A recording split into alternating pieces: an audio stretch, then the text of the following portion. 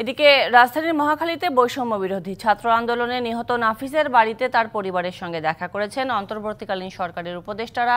এখন কথা বলছেন সাংবাদিকদের সাথে, আমরা সরাসরি যাচ্ছি সেখানে।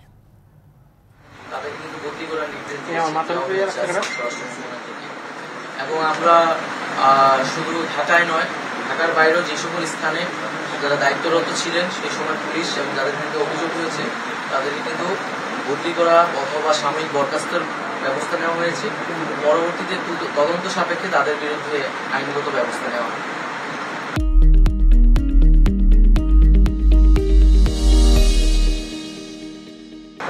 ধন্যবাদ। সহজাদের বিচারে শেষ একটা প্রশ্ন, নাফিস সহজাদের বিচারের কথা ওনার বাবা মা বললেন এবং আপনারাও বললেন, বিচার বিভাগকে আসলে এখনো স্বাধীন কিনা, মানে আপনারা যে দ্রুত বিচারের যে কথাটা বললেন, তো এই বিচার বিভাগের আওতায় কি আপনারা এই বিচারটা কি মনে করেন যে সুষ্ঠু বিচার আসলে হবে কিনা বা তার পরিবার পাবে কিনা? আসলে বিচার বিভাগও কিন্তু পরিবর্তন আসছে এবং আমাদের কিন্তু প্রধান বিচারপতি সহ আপিল বিভাগের বিচারপতি পরিবর্তিত হয়েছে।